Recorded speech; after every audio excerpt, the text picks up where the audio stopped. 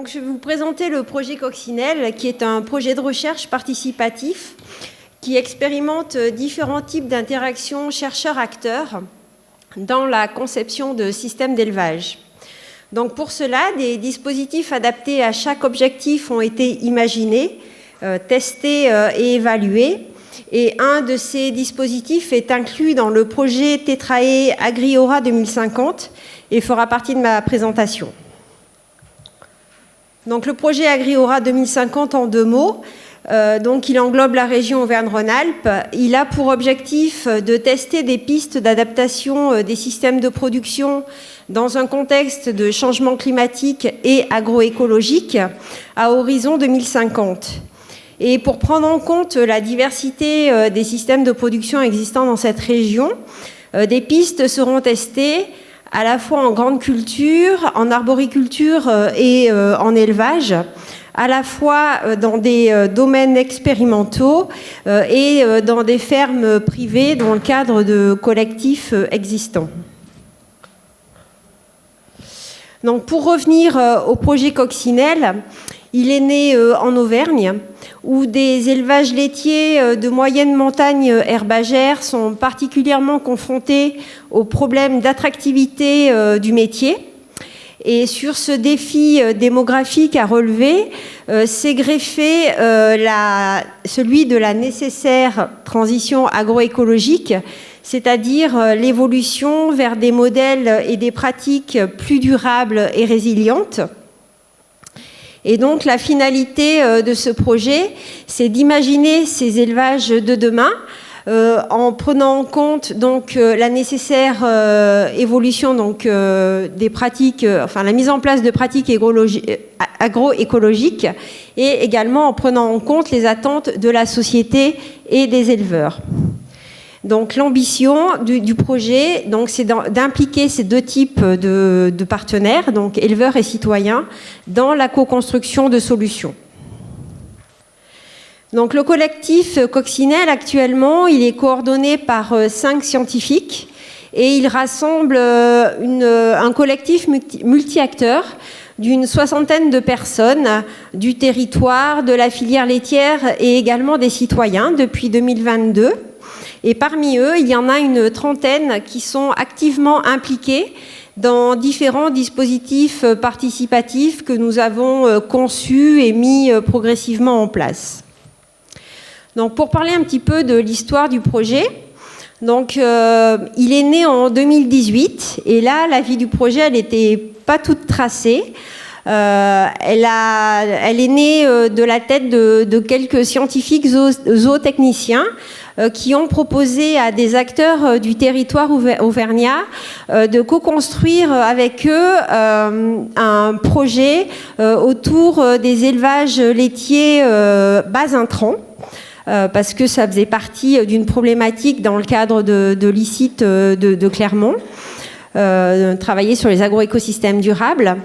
Et donc au fil et à mesure des rencontres de ces acteurs, nous avons donc défini à la fois nous avons précisé les objectifs du projet et nous avons défini les valeurs que nous souhaitions porter dans ce projet.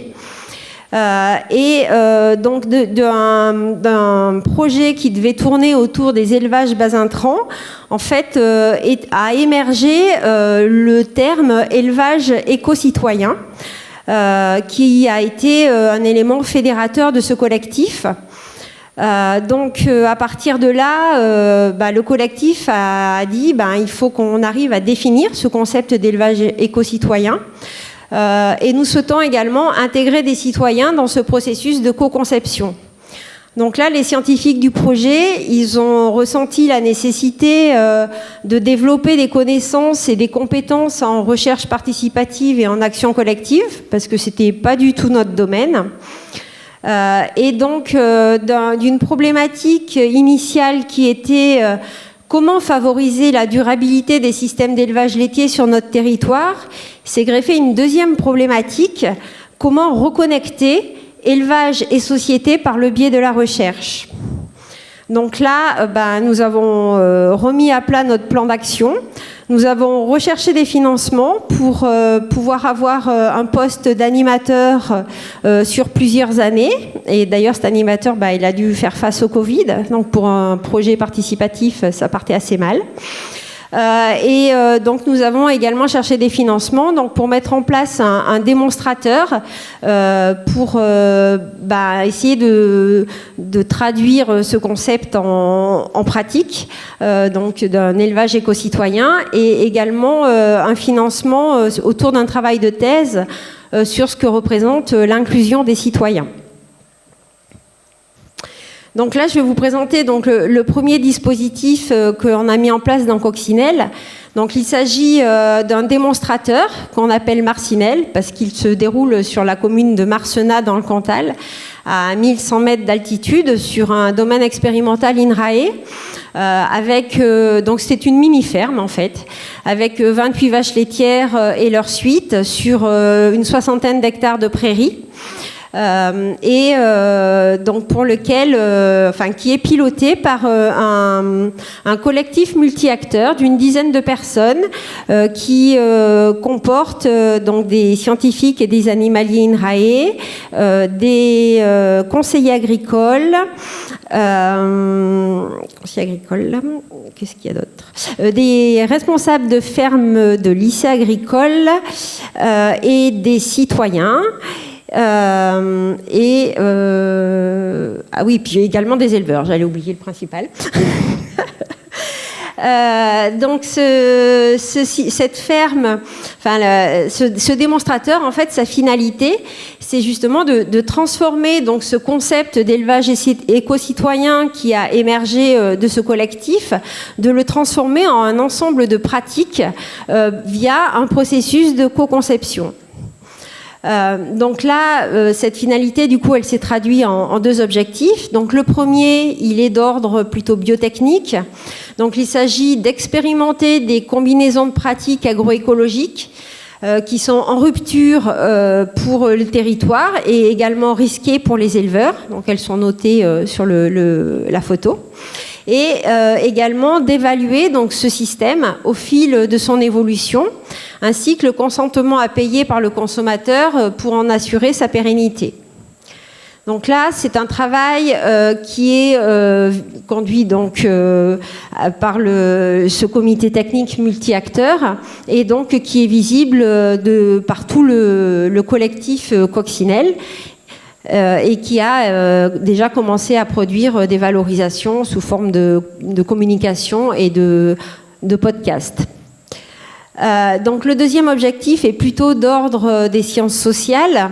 Il s'agit d'expérimenter la façon de construire un processus de co-design et d'évaluer et d'adopter une posture réflexive pour le faire évoluer si nécessaire. Donc là, c'est un processus qui se déroule en sous-marin, c'est-à-dire que ce sont les scientifiques qui l'effectuent, mais les parties prenantes, donc le comité technique est bien évidemment au courant et a accepté cette posture. Et là aussi, il y a eu déjà des communications dans des congrès et également une vidéo qui a été produite et que vous pourrez voir sur notre site si vous le souhaitez. Donc le deuxième dispositif dont je souhaitais vous parler, c'est le travail de thèse qui a été conduit par Philippine Cognette et elle vient de soutenir ce mois-ci. Donc dans le cadre de sa thèse, Philippine a développé une méthode qui permet à une diversité d'acteurs de collaborer pour co-concevoir des systèmes d'élevage éco-citoyens. Et elle a également étudié ce qu'apportait la participation de citoyens dans ce type de dispositif. Donc pour illustrer un petit peu mes propos, j'ai pris l'exemple de quelque chose qu'elle a fait durant sa thèse. Elle a consulté à l'échelle du territoire les acteurs sur ce qu'ils pensaient du devenir des veaux laitiers. Et en fait, elle s'est aperçue que le devenir des veaux laitiers, c'est un point noir pour les professionnels et c'est quelque chose qui est méconnu par les citoyens. D'où l'idée de la mise en place d'ateliers de co-conception multi-acteurs autour de la question de comment améliorer la santé et le bien-être des veaux laitiers tout en s'assurant du bien-être des éleveurs et de la santé des consommateurs. Donc, à travers ces ateliers, donc il y a eu plusieurs idées qui ont émergé, et notamment une qui a interpellé les citoyens et qui a fait débat. Il s'agit d'améliorer donc leur durée d'élevage sous leur mère et de trouver un débouché régional qui apporte donc une rémunération complémentaire à l'éleveur tout en limitant l'impact carbone.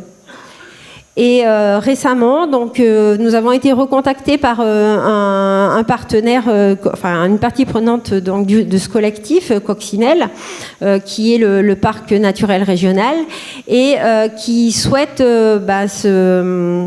s'emparer de cette question et de voir comment ils peuvent impliquer des éleveurs intéressés ainsi que des restaurants scolaires pour tester grandeur nature et ainsi participer à l'éducation alimentaire de jeunes citoyens.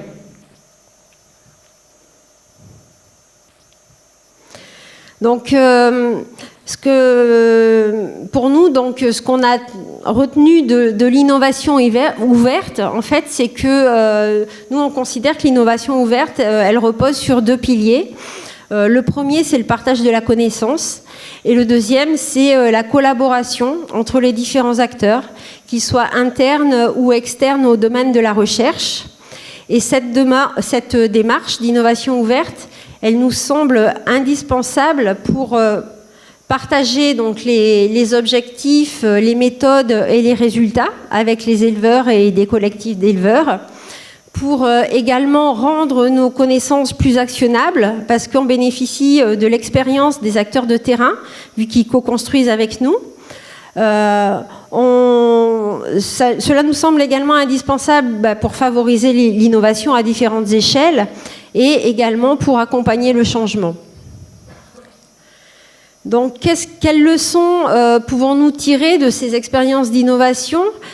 Globalement, la mise en œuvre de cette démarche, elle nous a permis de prendre conscience du décalage qui pouvait exister entre le monde de la recherche et celui des professionnels de l'élevage. Elle nous a également questionné sur la posture que l'on doit adopter lorsque l'on conduit ce type de projet. Si l'on revient à l'exemple des veaux laitiers, est-ce qu'on doit accompagner les idées qui sont issues de ces ateliers de co-conception, ou alors on s'arrête à la diffusion des idées? Donc là, il y a débat. Nous avons aussi réfléchi autour de la pertinence des approches interdisciplinaires.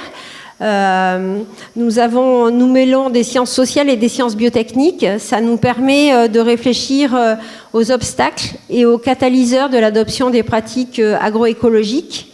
Et également, ça nous permet d'aborder l'ensemble des composantes de la durabilité.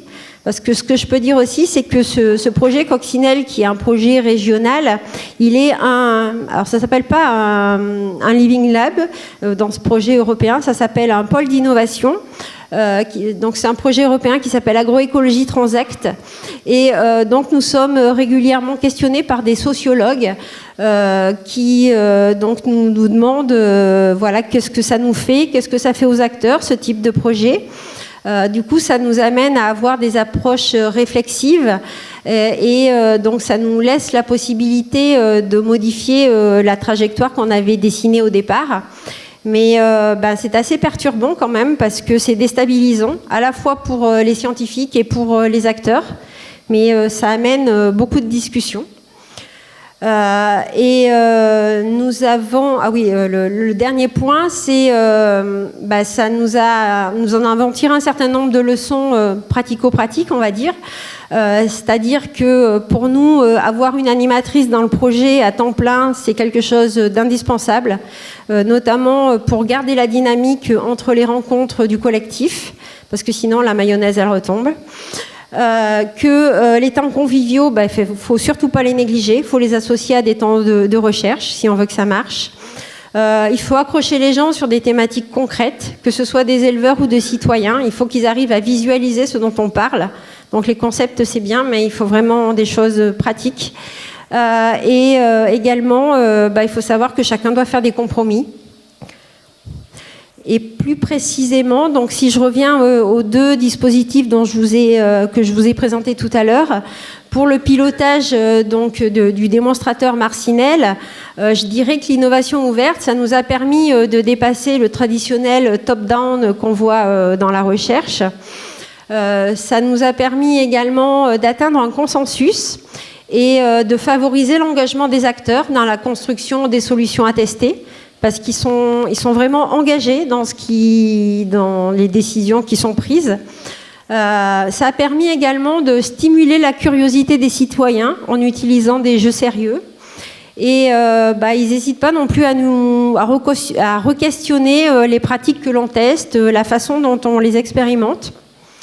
Et pour ce qui est du travail de thèse, Philippine, à travers sa thèse, elle nous a redonné confiance dans la démarche de co-conception sur des thématiques qui concernent l'élevage avec des citoyens, des professionnels de l'élevage et des chercheurs. Donc c'est possible quand même de travailler ces trois populations ensemble. Et elle nous a également fourni des outils qui sont efficaces pour inclure des citoyens dans ce type de démarche. Donc il nous reste encore des challenges à relever, notamment celui de la création ce qu'on a appelé un réseau d'initiatives, c'est-à-dire un ensemble de fermes qui expérimentent des pratiques agroécologiques avec des temps de partage, d'expérience et d'apprentissage collectif, et puis également d'essaimage. Mais nous savons que nous allons nous allons nous frotter au problème de l'éloignement géographique des éleveurs. C'est difficile de les rassembler quand ils sont loin, surtout quand on est en élevage laitier, donc il y a la traite. C'est un problème complexe. Ensuite, le positionnement de notre projet. Pour certains, il est trop en rupture, pour d'autres, il ne l'est pas assez. Ensuite, les filières, les priorités, elles évoluent avec le temps. Hein. On l'a testé avec la crise du bio. Et également le fait qu'on n'a pas de financement pour la prise de risque des agriculteurs. Donc ça aussi, c'est un point qui pose souci. Et l'autre challenge, c'est d'impliquer les acteurs de l'aval, de la filière laitière, car ce sont des grosses structures et c'est difficile d'avoir un interlocuteur local qui accepte de passer du temps dans ce type de dispositif. Donc en conclusion, je dirais que Coccinelle, c'est un projet qui s'inscrit dans le temps long. D'ailleurs, on n'a pas de limite, on n'a pas de date de fin. Donc ce temps long, pour nous, il est précieux parce qu'il nous permet d'avoir une dynamique adaptative, chemin faisant. Il nous laisse l'opportunité à de nouvelles synergies avec de nouveaux acteurs on n'en voit pas tous les jours, mais on est contacté avec des acteurs auxquels on n'avait pas pensé. Ça nous permet d'élargir le champ des possibles et d'accroître le champ d'impact du projet. Et donc, on considère que c'est une stratégie qui est gagnante parce que maintenant, notre projet, il est parti de pas grand-chose et puis maintenant, il est visible et on arrive à être sollicité pour des collaborations, notamment sur des projets européens. Donc, on est assez fiers de nous. Et donc, pour refaire le pont avec le projet Tetrae Agriora 2050, donc il y a le démonstrateur Marcinelle qui est impliqué dans Agriora, donc avec un système qui est en rupture, qui est source de débat, et qui va aussi apporter des connaissances biotechniques. Et puis également, on apporte des moyens humains et puis des moyens méthodaux autour des actions collectives. Donc, on espère qu'on va pouvoir contribuer à ce projet Tetrae. Donc voilà, je vous remercie.